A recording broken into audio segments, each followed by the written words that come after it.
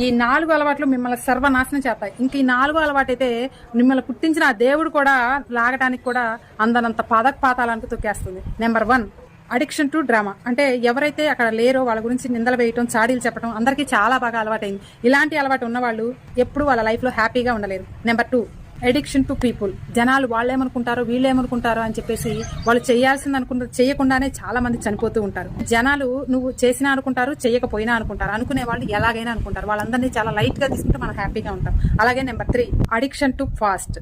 అంటే ఎప్పుడు గతం గురించి ఆలోచిస్తూ బాధపడుతూ కూడా జరిగిన దాని గురించి ఆలోచించుకుంటూ ఉంటారు. జరిగింది ఏదో జరిగిపోయింది, దాని గురించి జరిగిన దానిలో నుంచి గుణపాఠం నేర్చుకుని ముందు ఆ తప్పు జరగకుండా చూసుకోవాలి. Number 4, addiction to worry. ప్రతి దానికి బాధపడుతూ, ప్రతి దానికి మనాది పడుతూ, చిన్న చిన్న వాటికి కూడా బాగా ఆలోచిస్తూ వర్రీ అవుతూ ఉంటారు. ఇది మరీ ప్రమాదం. ఇది తీసుకెళ్ళినంత డిప్రెషన్ నుంచి దేవుడు కూడా కాపాడలేడు.